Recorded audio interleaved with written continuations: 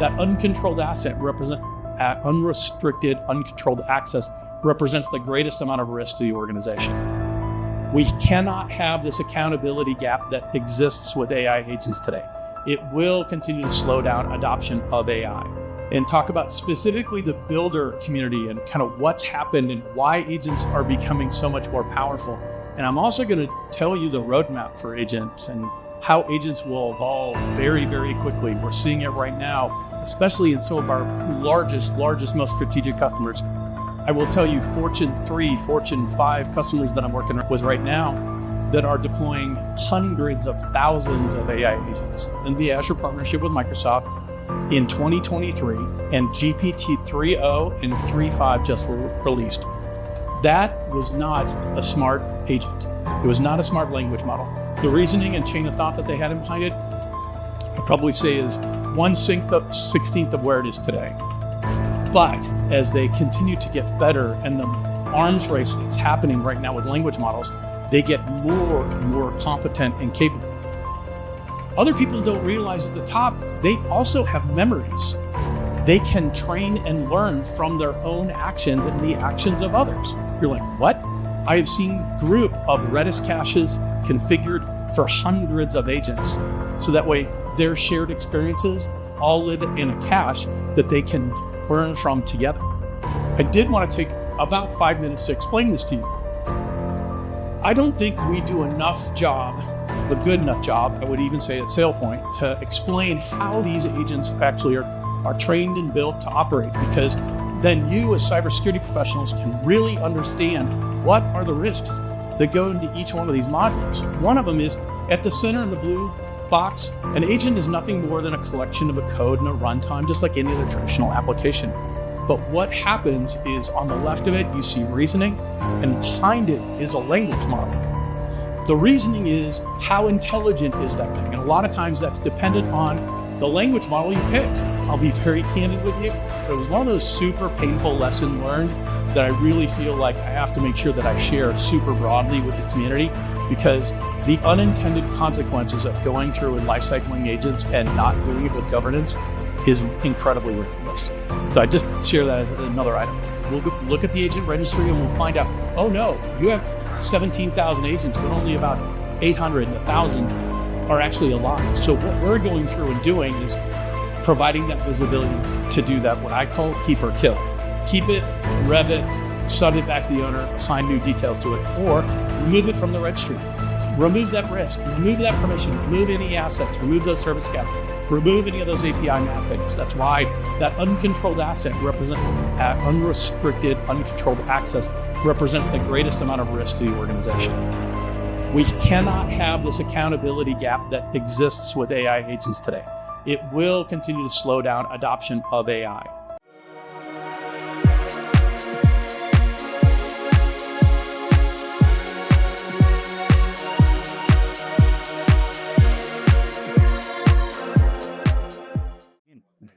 Good morning. How's everybody doing?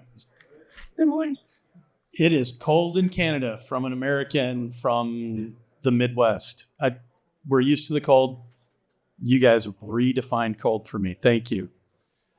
My name is Matt Fangman. I am just about 1 or 2 days away from my 1-year anniversary at SailPoint after a very, very long stint and tenure at Microsoft. I was doing all sorts of different things, product related, but my job at SailPoint is I'm one of the field CTOs, and I split time basically 50-50 between our product roadmap and direction and customer engagement. So one of the principles that our founder, Mark McLean, came up with is we don't build anything that is not 100% focused on customer engagement and customer requirements. So I've kind of lived that embodiment. So as we go in and start to engage, that's been my focus and foundation. I am going to talk to you today about AI agents and talk about specifically the builder community and kind of what's happened and why agents are becoming so much more powerful. And I'm also going to tell you the roadmap for agents and how agents will evolve very, very quickly. We're seeing it right now, especially in some of our largest, most strategic customers. I will tell you Fortune 3, Fortune 5 customers that I'm working with right now that are deploying hundreds of thousands of AI agents. Some are fully autonomous. Some are in a variety of different states. But I'm going to walk you through kind of why this is happening, kind of the risk profiles associated with it. And then I'll talk a bit about our approach with SailPoint and some new offerings that we brought to market in October that I helped launch. And then we'll talk a bit about a roadmap and kind of where I see the market heading, where I see us partnering, and I'll be very candid. I have never seen more of a time that is needed for the cybersecurity community and all the tools vendors to work more closely together than ever. Items like shared signals framework and making sure that we're all sharing data and the right insights at the right time. Agents take it to a whole new level, and there's a reason why. So with that, what happened? AI started, I was in big data. I worked in the Microsoft data team called Fabric, worked on this little product called SharePoint, know a thing or two about kind of scaling a lot of this infrastructure. And what has happened is agents are really nothing more than standing on the shoulders of what's come before it. Machine learning models that we've had, an ML drift. The most realistic thing that I like to draw my kids' analogy to is when you see type ahead and spell check in your iPhone, that is literally just a language model that lives in behind it that knows the predictive type ahead. But what has happened with language models is they have now gotten so smart, and the reasoning model, especially with transformers, have gotten so smart that they have the ability now to take actions and operate on individual tasks based on goals and training. It's really interesting. That's where we saw retrieval augmented generation. How many people have heard about RAG applications? Yeah, good. So RAG is nothing more than, I want to ask it a question. It's text driven that gets in behind it. But now these language models are now multimodal. And what that means is they now can speak. They now have vision capabilities. They can read. There are so many things that I see them being used for. Just a couple of examples. We have one of the largest car manufacturers in the world that is now doing 99% of all their QA quality inspections are all done using AI. So they're looking at inspecting panel quality, paint quality, build quality, rivet, assembly, everything that is now being done end to end using AI and AI assistants. But what's happened with agents? Where did they come from? It's interesting to see them arise. I really refer to where we're at right now with AI agents is they are in the awkward, petulant teenage phase of maturity. They are incredibly smart. It's amazing. How many people have teenagers in the room? Okay. We all know that they think they're smarter than everybody else. We all know this, right? And sometimes they are. That's the thing that's really frightening. They sometimes really do have deep expertise because they find a topic fascinating. It's very similar with AI agents. So what is happening is these agents have not only gotten really smart, they've gotten new tools, but now we're starting to see them work together in what we call multi-agent systems. Multi-agent systems is like work groups. We've all worked in companies that have hierarchies where you have a manager and you have a bunch of employees that are behind him. That is a multi-agent system where you have employees working under the guide of one other agent. That's the same thing. But where we're starting to see is now this evolution into agentic workforces. What do you mean agentic workforces? There's a large retailer in Bentonville, Arkansas that might be deploying full-blown autonomous agents out to their agent community, their customer service agents doing full-blown items like return authorizations and other interesting things. It is really interesting to see what they are offloading and with what quality and speed to do a return. You've all returned something to a retail location. We all know you have to receipt. Is the item in the right condition? Is the box intact? Whatever it might be that goes along with that. That's a multi-step item. Usually involves a manager to double check that everything's been done. Agents are actually taking over that entire process for returns because it's very well defined and they know how to do that inventory.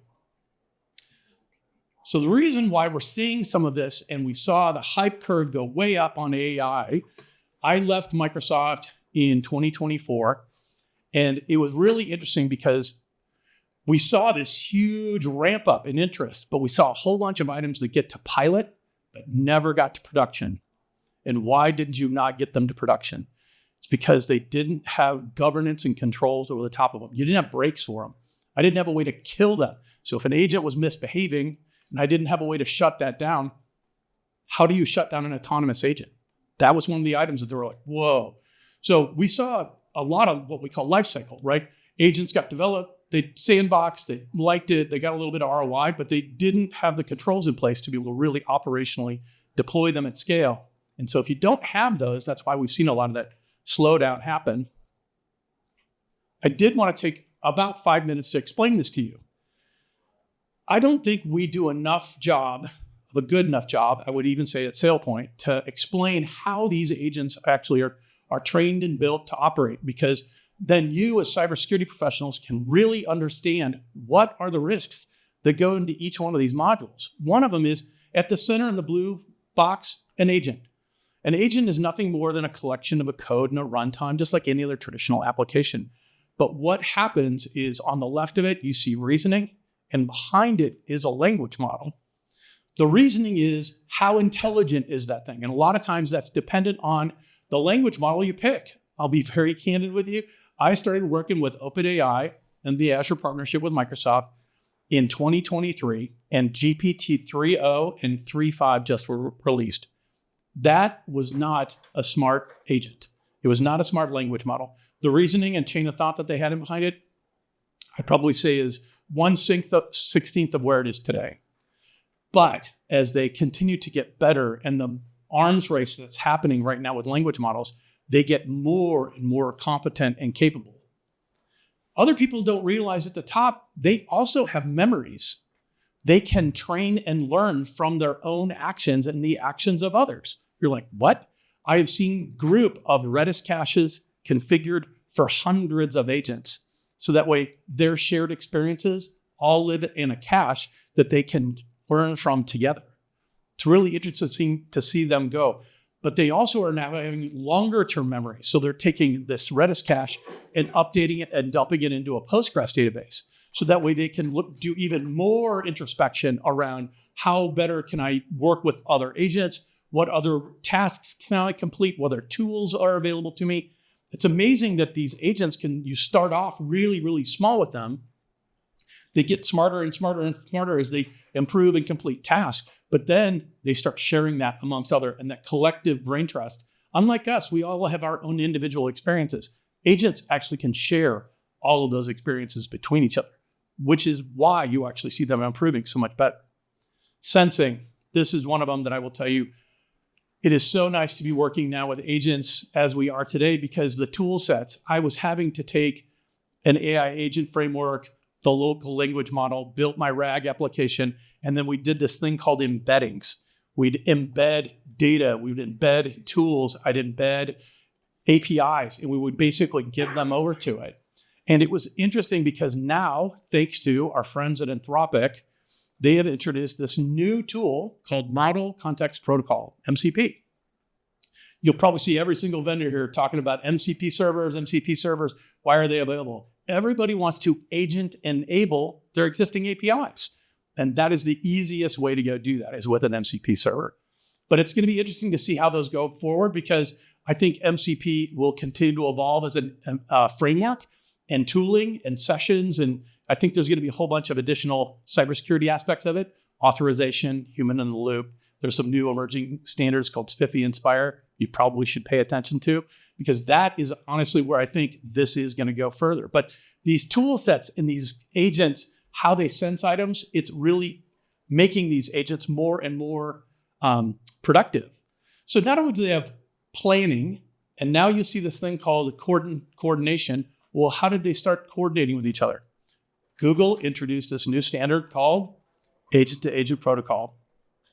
Agent-to-Agent Protocol is exactly that. It allows an agent to find another agent and take action with that agent, so they can coordinate, team up.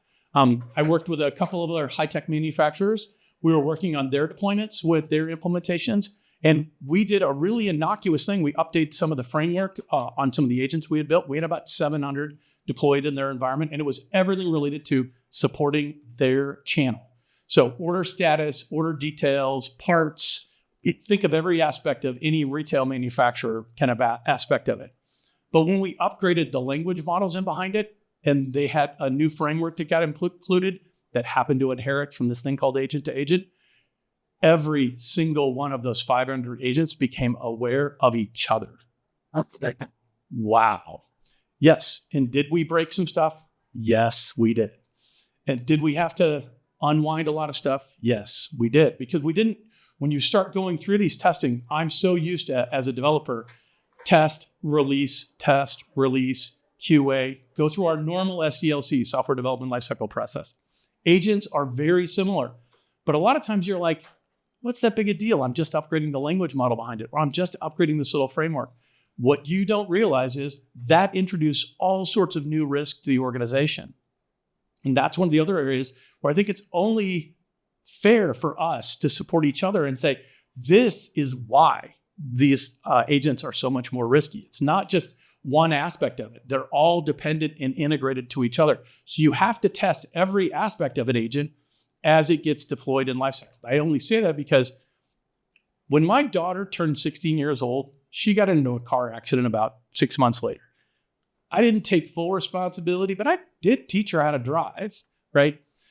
When that incident happened with that large high-tech manufacturer, it literally cost some of my dear friends that I had worked with for over a year and a half on that project their jobs.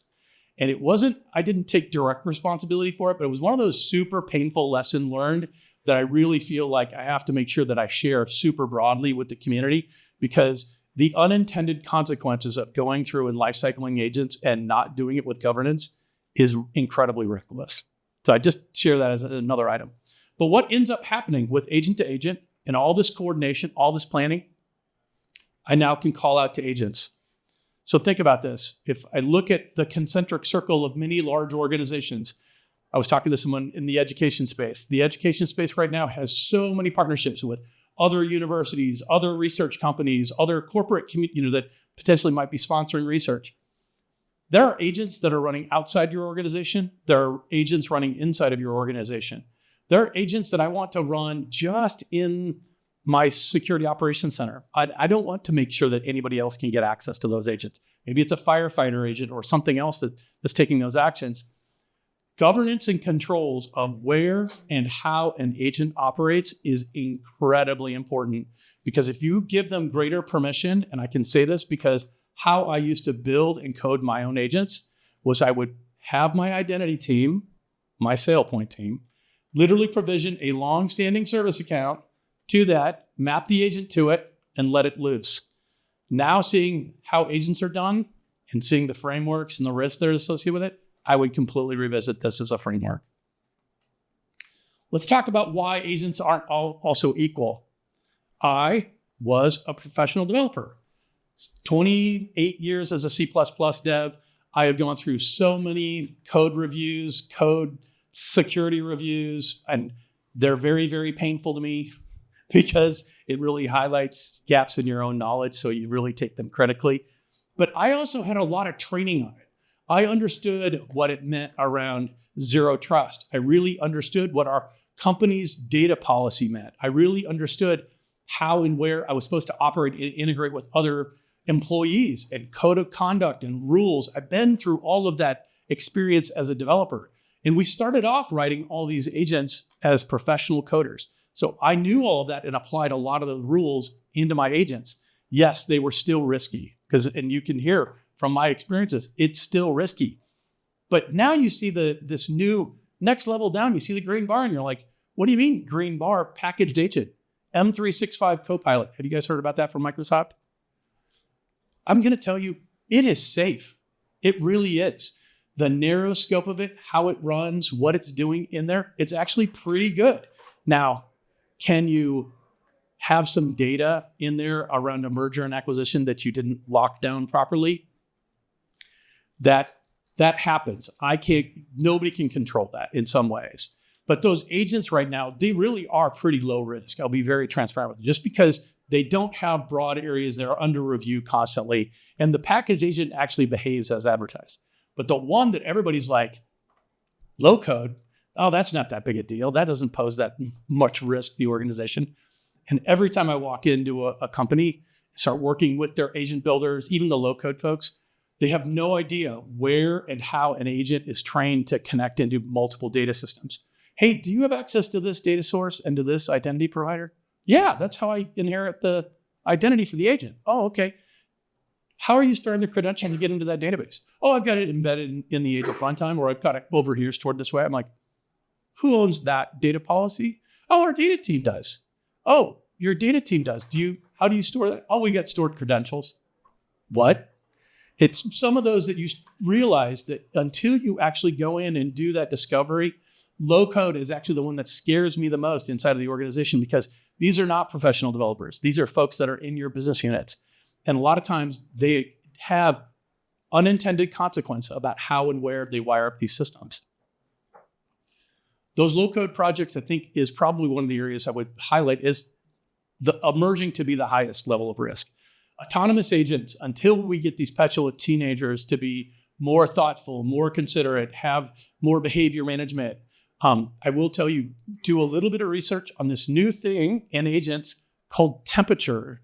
Anybody heard about agent temperature? Okay. Agent temperature is now when agents don't behave as predicted, they start trying to access other things or do other things that they weren't trained to do, or not in their reasoning or in their goals that they were trained, which, by the way, does happen all the time. It increases their temperature. And who scores that right now are the cloud scale providers. So Google has an implementation of this, AWS has one, and so does Microsoft, which I think is wonderful, because we as SailPoint want to be able to influence that. So if we recognize, hey, this agent is trained to do X, Y, and Z, but is actually trying to get into, L&M system, like we need to be able to take that as a signal and then influence that. So that way, when it does increases its risky behavior, we want to know that, and we want to be able to influence that, so that way the agent can go back through a human in the loop review as a part of this. Multi-agent systems, if you heard me talk about how they coordinate and work together, that's still a work in progress. We are working on some items around how we define a system or operating control for them. So if you want to have, here's all my agents that are allowed to run in my operations team, or these are my agents that are responsible for helping my sales team or my marketing team. We want to be able to define how those agents and where those agents run and operate, both in an autonomous fashion as well as just in a coordination fashion. But there's also some additional boundaries that we have to think about and other dimensions around how these agents function. One is autonomy. Autonomy is one of those items where, do I truly trust this agent, and is it so well defined that it can completely operate, make decisions, and operate on its own? And I'll tell you, I've probably seen no less than 800 or 900 truly autonomous agents, and I would say I've only seen about 30 that are actually implemented properly, with the right guardrails, with the right behaviors, with the right teams and reviews, without the governance controls, the reasoning, chain of thought reasoning, all the details in behind it. The reason why is persistence, memory. Remember you talking about memory? It's amazing to watch some of these agents operate and how they can remember things from years ago. I actually saw one of my data scientists release a data warehouse and a full data archive into the memory of one of these agents, and it was giving me responses from the 80s. It was amazing to see it could go so far back and say, hey, can you show me all the order history for XYZ organization? It came back literally because it had all that history behind it, and it was able to provide all that back to me. But that poses a risk as well. I don't necessarily want to give these agents access to full historical data. I want to give them just maybe in the last year or two. So over-scoping, because of their persistence and their ability to store memory, it's super concerning. Privilege and scope. This is the one that I would tell you, I think you heard me lament about me implementing service accounts and giving it a broad standing permission, embedding credentials and bind it. I think, if I'm looking at where things are going, if you've not started following the new standard around just-in-time JIT, you'll hear me refer to it JIT-A and JIT-P, just-in-time authorization and just-in-time provisioning. Hey, do I want this agent to do this? I want that agent to complete that task, but I don't want to give it a big, long-standing privilege to get into that system. So let's provision it, give it that permission, give it authorization, let it complete the task, and then close that window down in behind it. Privilege and scope, I think, is going to evolve very, very quickly in this space. And then you have to be able to think about how you're going to respond and then also remediate in behind it. And then finally, you heard me talk about boundaries, internal boundaries, organizational boundaries, operational boundaries. Those all need to be thought in how we think about these agents. 2-second ad for what we just released. We released a product in October called Agent Identity Security. Because we look at humans, contractors, full-blown employees, doesn't matter. Humans have to be on the same control plane as my machine accounts and my agent accounts. Why? I have to be able to look at what humans have access to those agents. What then systems and tools do those agents then have actions that they can complete? What can they connect in? What's their goal? How are they trained to operate in that? And that's some of the big part of what we released. So we released a new offering called Agent Identity Security that allows SailPoint to connect into that infrastructure into your cloud provider. So into each one of your cloud scale tenants. So Google Cloud, Azure, Bedrock Core, even Salesforce. We have Agentforce, we have ServiceNow agents that we can then inventory. And we do the full life cycle of all those inventories. And the couple of big things that allows us to do is to determine how and where and if we want to keep or kill any of those agents. Two big things that you need to be aware of that I've really been thinking deeply about is inbound and outbound access for agents. Let me give you really specific examples of this. Who can access that agent? I want to know by person, by role, by group, whoever that is, our traditional role-based access control. I want to look at who has access to the agent. And then outbound, what does the agent have access to? And I need to match that permissions. I don't want to have an agent that has far greater permission than the user that's making those requests. So I do a visual here, and we leverage, this is a new part of our infrastructure as well. It's called the SailPoint graph. And then behind it, we can, as you see with the blue boundary here, is that says all the user roles. And notice they have green and red on them. It shows you how I can actually build a risk score for that user based on what they're trying to access into the agent. And then it will look downstream from the agent into what else it has access to. What are the effective permissions that it has access to? The goal is we want to be able to manage them together in a unified way. Same thing with outbound access. So I need to make sure that how we think about from the agent cascaded into other items, it could be data, it could be files, it could be applications. We want to make sure that as we think about them, we need to think about how, instead of doing those embeddings of tokens and access certifications or anything else in behind it, embedded credentials. God forbid, please do not do embedded credentials. But we need to make sure that we're managing that and controlling them as entitlements in behind them as well. So the graph becomes a great way for us to visualize that. I just wanted to give you a big blown up version of this. On the left are the human accounts. The agent is sitting in the middle. You can see there's an accounting agent that's sitting in behind it that has access to all sorts of different systems, tools, and data. I have to be able to look left to right from my organization, from who the users are and what those agents are and how they're trained and set to operate in behind all of them. So when we look at it and we start talking about agents, I really think there's three distinct phases of this. One is discovery. I have to discover who are the humans in my environment? Who are the agents in my environment? What humans are working with those agents? Discovery becomes a big, big part of it. So that way I can understand, hey, have they brought in a new ephemeral agent? How many people have heard about ephemeral agents? Okay, ephemeral agents, for those of you that don't know, are agents. Think about it like a video game where I want to say, I want this clicker to appear in my hand, and I think about it, and the clicker appears. Literally, that's how ephemeral agents, I can request an agent being created, it will spawn, create the agent, execute an action, and then disappear. Well, as a cybersecurity team and people that work in the SOC, doesn't that scare the living daylights out of you? It should.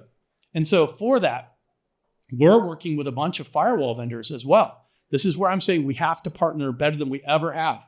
Because these ephemeral agents, you have to think about, okay, where did that agent appear? What network? What device did it come on? Was it trusted? Was it not trusted?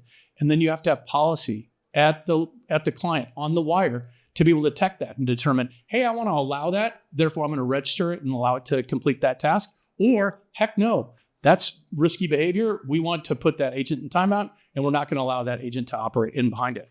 So that governance becomes a big part of it. And then finally, obviously, certifying. Certification has not gone away. We're still seeing large legislative groups wanting to make sure that I know who has access to this, where do those agents operate, and did they have permissions into the system and tool in behind it. That large retail high-tech manufacturer that I created some issue for that my friends lost their job in, it wasn't their team that discovered it. It was the audit team. The audit and certification team found out that the agents were over-permissioned, and they came back, and that's how they want to go through that. So we believe this actually all needs to operate together. So how we're thinking about it is, one, we have to provide visibility to every agent that's out there, where they operate, who's the owner of it, because you have to maintain, I really like to say it as more of a chain of custody on an agent. I'll just walk you through very, very quickly, just like any software development lifecycle, they go through different phases, right? I'm in a pure dev phase and I'm building out and I'm doing experiments, and you'll have an owner for that while it's in its dev phase. And then you go into its testing phase, and then you're like, okay, we made this change. The owner needs to change just slightly a little bit in behind it. But that update has to be controlled. And then you have to change that ownership. I can tell you, every agent that actually made it to a prototype phase, even into a sandbox, goes through 4 ownership changes in the first year it's out there. When I today am now connecting into many of our largest enterprise customers, 50% of the agents have run their useful life. They're already dead. So we go through and we'll look at the agent registry and we'll find out, oh no, you have 17,000 agents, but only about 800, 900, 1,000 are actually alive. So what we're going through and doing is providing that visibility to do that, what I call keep or kill. Keep it, rev it, send it back to the owner, assign new details to it, or remove it from the registry. Remove that risk, remove that permission, remove any assets, remove those service accounts, remove any of those API mappings. That's why that uncontrolled asset unrestricted, uncontrolled access represents the greatest amount of risk to the organization. We cannot have this accountability gap that exists with AI agents today. It will continue to slow down adoption of AI. And finally, we have to start working together. And this is one of the items that we are not going to build into our offering today. I'll just be very transparent. We are not going to do the F&O financial and accountability details on an agent. I can't tell you how many tokens did this one agent use versus this other agent. We are working with a bunch of partners right now to have those integrations. So that way, if that is important to you, or the behavior analytics or the chain of thought reasoning, we're going to have a bunch of those details because we'll capture all the data around all of that logs. But those are other items that we will start working. So my advice to you, if I was to close out before I take a couple of questions, is agent governance starts with number one, just inventory and ownership. If you don't know where those agents are running, how they're getting created, who's bringing them into the environment, that's step one. You have to make sure that we through that. Ownership and that chain of custody really becomes super important, because then you can work with the compliance team to say, oh, that's actually Sheila. Sheila's the owner of this agent. And then you can take that back through. But we need to know who is the primary owner, but who's the secondary owner, who's the third owner, because people switch roles all the time. And we're seeing that agents a lot of times get to be the victims of that and behind it. I also think agents have to have specific roles to control common governance around blueprint that aligns to your human agents. I need to really think about our role-based access control that I have for my humans. I have to take really similar thought around how those agents and what roles are taking into the environment, because that actually helps us build in scope around how those applications can connect and work together. Behavior monitoring, super important, because as you heard me talk about the agent temperature score, it's something I'm working super closely with our leadership on, because we see better improvement on agent behavior. I will tell you, from 3 years ago to where we are right now, there's probably been a 90% reduction in hallucinations. We all hear about these crazy hallucinations. They're really not that bad anymore. They're still happening, but they're not as nefarious. But what I do say is like when agents start finding each other, discovering things, and then sharing goals and memories, that's the items that really make me lose sleep at night. And this is the biggie. I'm going to close in my last bullet. I have never seen a time more in my 30 years in the industry than right now, getting the IT governance teams, the identity teams, the security operations team, my cloud operations team, my AI teams, my executives in a room under an AI council faster than I do right now. You have to start sharing these details together. It has to be done in a room. You actually have to have operational rigor and control around this. That is currently what's stopping and slowing down a lot of the agent identity. But that then needs to fit and inform how you're building in your role access for associated with all. So with that, I know I've got 5 minutes. Questions for me? Right. So first thing that you talked about, you better listen to me. So on your client, the biggest thing is there to agent detection. Like how many industry or what type of agents are you selling in that stage? The first is an agent is how then you bring up the risk, and then how the risk can communicate. So right, are you getting that big flavor? So combination of both. So our approach, very transparently with SailPoint and agent identity security, is we have connectors that wire into the cloud scale provider agent registry. So as any net new agent is created at the agent registry in AWS Bedrock, as a net new agent gets created, we'll read that agent, we'll then run an aggregation and assign it an enterprise identity. So that way we know who owns that agent, the ownership details, and we've assigned it identity. And then I can start assigning it a role and entitlement and locking down how it gets access. We are partnering very, very closely with a bunch of firewall vendors, and I know a bunch of you are in the room right now, so I got to be really careful, that around what we call firewall chaining. So I need to be able to work on firewall chains that connect into the Palos, to the Oktas, to the CrowdStrikes, to the everybody else, because I need to look at where those agents did appear from. Is it on a known network? How healthy was the device that created that agent? And then do we then apply it to governance? Because if it's an ephemeral agent, I want to shut that down. But if it's a known authorized agent, we just went through a testing phase and we didn't have clear control over it. Yeah, I want to be able to assign an identity and apply governance rules in behind it. That's the differentiator, how you think about it. Okay, a follow-up question about you also mentioned about PMs. You see today MCPs or AWS or agencies, so these are coming up as an integration layer. So now, let's say if I have an enterprise MCP and I have multiple agents, like different agents leveraging an MCP.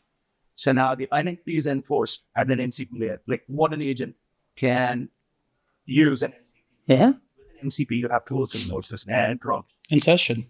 Acceptance. So now, how do you use that granularity for multiple agents on the upstream? How do you, your MCPs are solving like M-bank syndrome. Right. So based on that, okay, so how identity is enforcing and solving the M-bank. So you just talked about my roadmap that I am not prepared to talk about today, because the product that we just released is exactly as the identity governance offering that we have. But I will tell you that end-time problem we have solved, and you will see that new intellectual property that will be filed with the patent office on it. So we are your customer. So we get that tonight. Love to chat with you. After you address local agents, Google Gemini enterprise where users can create and share agents. Those agents, they run on the user identity, and you provide visibility through Gemini. So specifically, any low-code environment that I have a connector to, N8N, Copilot Studio for Microsoft, Google Gemini, they all have this agent framework.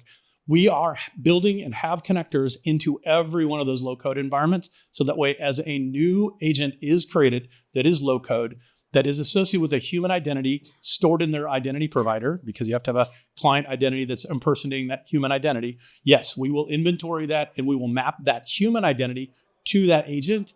And yes, control and govern how that agent, where it operates. And is this available now?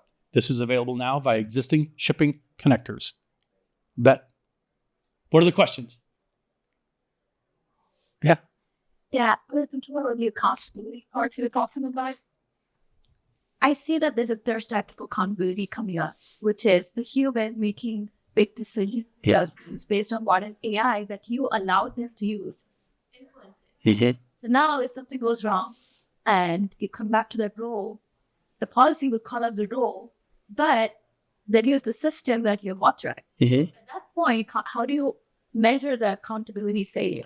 So it's a super complex problem, and I actually agree with you, because right now we're looking at just a kind of a agents today. People think of them as just kind of flat. They're all peers. They're all identical. They're just kind of non-hierarchical. But when you start getting into chain of thought reasoning and higher chain of thought and decision making based on training of an agent that has really higher reasoning capabilities than a lot of us, and then I have to start looking at decision making. It's not only the policy that's going to be in behind it, but then when do I call back human in the loop? When do I start thinking about, I want to have a policy based on this intent, based on this threshold within that decision criteria that then needs to be escalated into a human in the loop interaction. In essence, to reauthorize that agent to go complete something on my behalf.